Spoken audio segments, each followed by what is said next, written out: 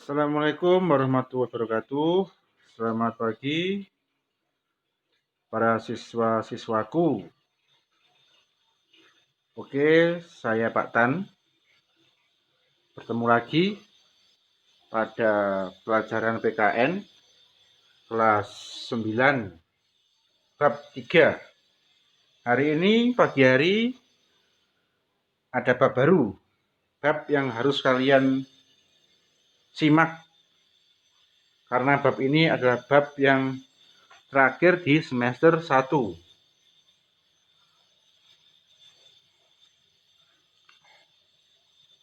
Untuk itu, sebelum dimulai kita berdoa terlebih dahulu.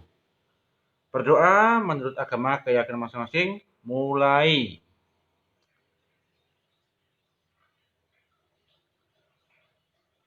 Berdoa selesai. Oke, bab 3 kelas 9 PPKN, yaitu bentuk dan kedaulatan negara menurut UUD NRI tahun 1945.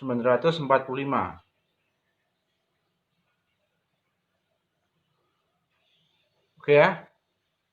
Lanjut.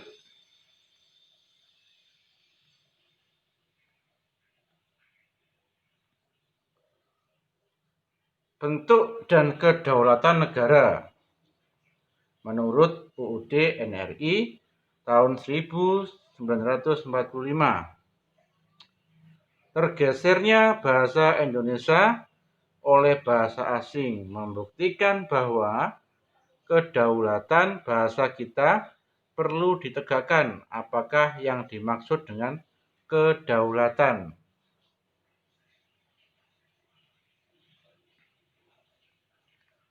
Nah, ini ya. Ini yang harus dipelajari. Setelah mempelajari materi tentang bentuk negara dan kedaulatan negara menurut UUD NRI tahun 1945, peserta didik dapat menguraikan berbagai macam teori kedaulatan disertai tokoh dan negara yang menganut teori tersebut dengan tepat. Wah, setelah membaca penggalan lirik lagu pada rubrik penguatan karakter, peserta didik mampu menunjukkan sikap tanggung jawab dengan baik. 3. Setelah menuliskan kegiatan yang mencerminkan sikap demokratis setiap peserta didik, mampu mengidentifikasi penerapan sikap demokratis dalam kehidupan berbangsa dan bernegara dengan tepat. Setelah membuka laman yang disediakan dalam rubrik tautan, peserta didik mampu mengetahui tingkat perkembangan demokrasi serta pelaksanaan pemilu Indonesia dari masa ke masa dengan benar. 5. Melalui pemanfaatan teknologi, peserta didik dapat mencari informasi tentang potensi ancaman kedaulatan di berbagai bidang dengan benar. Terakhir, 6. Setelah membaca informasi tentang dari Hari Demokrasi Internasional, peserta didik mampu menjaga dan mempertahankan kedaulatan negara Indonesia dalam kehidupan berbangsa bernegara dengan baik. Nah, yang dipelajari siswaku kelas 9 dari bentuk dan kedaulatan negara menurut UUD NRI tahun 1945. Pertama, apa itu kedaulatan? Apakah itu kedaulatan? Yang B, bentuk negara dan kedaulatan sesuai UUD NRI tahun 1945. Yang C, pelaksanaan kedaulatan rakyat menurut UUD NRI tahun 1945. Oke ya, kita sekarang membahas apa sih itu kedaulatan. Nah, bentuk dan kedaulatan negara menurut UUD NRI tahun 1945. Kedaulatan adalah, dicatat ya, kedaulatan adalah kekuasaan tertinggi pada suatu negara yang berlaku terhadap seluruh wilayah dalam negara tersebut. Saya ulangi lagi. Kedaulatan adalah kekuasaan tertinggi pada suatu negara yang berlaku terhadap seluruh wilayah dalam negara tersebut. Oke. Nah, di sini tetap ditunjukkan pengertian kedaulatannya supaya kalian apa? Memahami dan paham. Kedaulatan adalah kekuasaan tertinggi pada suatu negara yang berlaku terhadap seluruh wilayah dalam negara tersebut. Ya, jadi kedaulatan itu kekuasaan tertinggi, ya. Jadi kekuasaan tertinggi pada suatu negara. Nah, di sini di sampingnya ada empat sifat kedaulatan menurut Jane Bodin. Ini seorang ilmuwan, ya, ilmuwan mengenai filsafah. Oke, lanjut. Nah, di sini menurut Jane Bodin ada 4 sifat kedaulatan menurut Jane Bodin. Pertama, asli. Apa sih?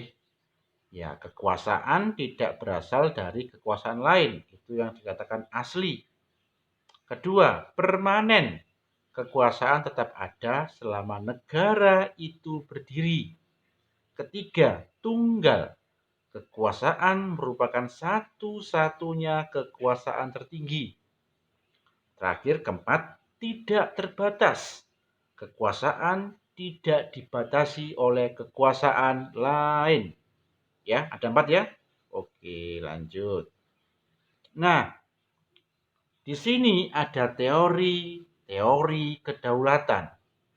Ya, ada teori kedaulatan. Ada berapa? Ya, betul, ada 5. Pertama ada namanya teori kedaulatan Tuhan. Kedua, teori kedaulatan raja. Ketiga, teori kedaulatan negara. Keempat, teori kedaulatan hukum. Kelima, teori kedaulatan rakyat. Ya, jadi ada teori kedaulatan Tuhan, teori kedaulatan raja, teori kedaulatan negara, teori kedaulatan hukum, dan teori kedaulatan rakyat. Oke, sampai di sini untuk sesi 1 bab 3 kelas 9 PPKN. Kalau ada komentar ya, silakan berkomentar. Kalau ada pertanyaan silakan ditulis di komentarnya YouTube-nya Pak Tan. Jangan lupa di-subscribe. Oke, dan di-like. Nah, di sini ada soal-soalnya. Saya bacakan. Coba jelaskan pengertian macam-macam teori. Teori kedaulatan Tuhan, teori kedaulatan raja, teori kedaulatan negara, teori kedaulatan hukum, teori kedaulatan rakyat. Masing-masing berikan satu contoh saja. Ya. Nah, dan maksudnya itu contoh negara penganut. Nah, jadi kalau teori kedaulatan Tuhan, pengertiannya apa? Negara yang penganutnya apa? Negara apa aja? Nah, itu ya. Oke, sampai di sini Pak Tan minta maaf jika ada kata yang salah. Coba kalian untuk membaca lagi materi PowerPoint-nya Pak Tan. Oke, saya sampaikan minta maaf jika ada kata yang salah dan kita berdoa terlebih dahulu. Berdoa, mulai. Berdoa selesai. Oke, sampai di sini aja. Nanti kita berlanjut ke sesi 2 dan seterusnya. Semangat pagi, selalu sehat, mematuhi protokol kesehatan. Oke, Assalamualaikum warahmatullahi wabarakatuh. Semangat pagi.